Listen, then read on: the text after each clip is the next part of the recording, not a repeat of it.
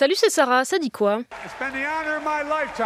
Ça a été l'honneur de ma vie de vous servir en tant que président. Au revoir. Au revoir. Au revoir.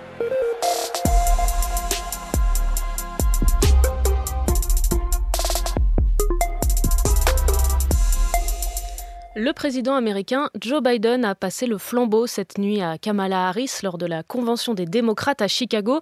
Un événement de 4 jours et à la fin, l'actuelle vice-présidente sera officiellement désignée candidate. Un moment fort en émotion pour Joe Biden qui a renoncé à se représenter le mois dernier. Largement ovationné par le public, il avait la larme à l'œil, Joe Biden. Il a défendu son bilan, taclé Donald Trump en le traitant de loser, de repris de justice vu comme un allié par les suprémacistes blancs, assuré qu'il continuerait à travailler jusqu'à la fin de son mandat, notamment pour libérer les otages du Hamas et stopper la guerre à Gaza, avant de s'en remettre à Kamala Harris. Je promets d'être le meilleur bénévole de Harris et Walz que Kamala a jamais vu.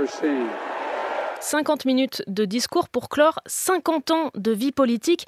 Alors pas d'annonce dans ce genre de discours, mais la symbolique est forte. À 2 mois et demi de l'élection présidentielle américaine, Joe Biden a officiellement fait ses adieux à la Maison-Blanche.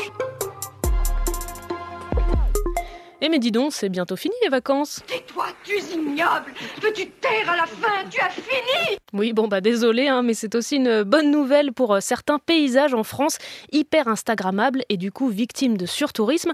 Alors les communes prennent parfois des mesures comme l'obligation de réservation pour profiter de certaines calanques près de Marseille, comme celle de Sugiton qui accueillait jusqu'à 2500 personnes chaque jour. Aujourd'hui, des éco-gardes surveillent. C'est vraiment le piétinement qui a fait que toute la végétation a disparu. On a perdu à peu près 80 cm de sol en 10 ans ici. C'est énorme. Ça fait maintenant 3 ans que le nombre de visiteurs par jour est limité. Et bilan, ça y est, les arbres repoussent. Là, ce petit pin, il a 2 ans déjà, donc c'est un franc succès. Si on pense site instagrammable, on pense aussi à la falaise d'Étretat en Normandie. Et en plus de l'érosion, les visiteurs très nombreux ont tendance à se comporter n'importe comment en squattant par exemple les jardins des habitants pour pique-niquer. Parmi les pistes pour y remédier, supprimer des parkings pour éviter la concentration des voitures, mettre des barrières pour délimiter les sentiers et éviter les selfies tout au bord des falaises. En 2022, 3 touristes sont morts en chutant accidentellement.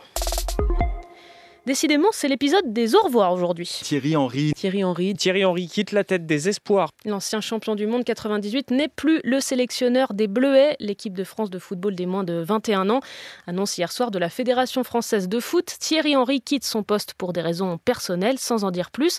Arrivé en 2023, il était pourtant en contrat jusqu'en juin 2025.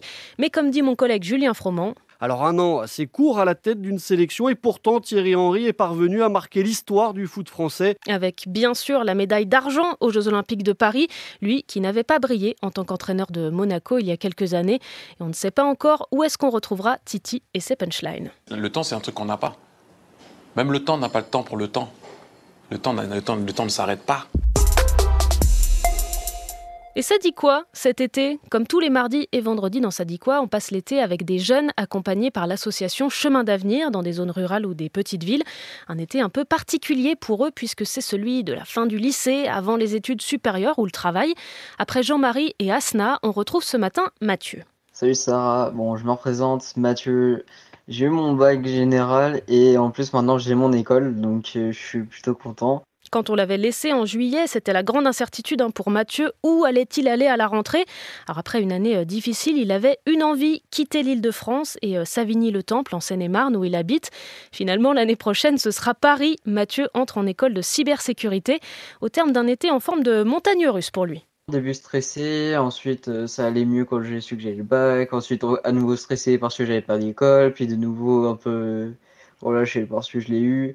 Voilà, même si l'école va laisser un trou dans mon compte en banque. Ouais 8 600 € l'année, c'est une école privée que va intégrer Mathieu.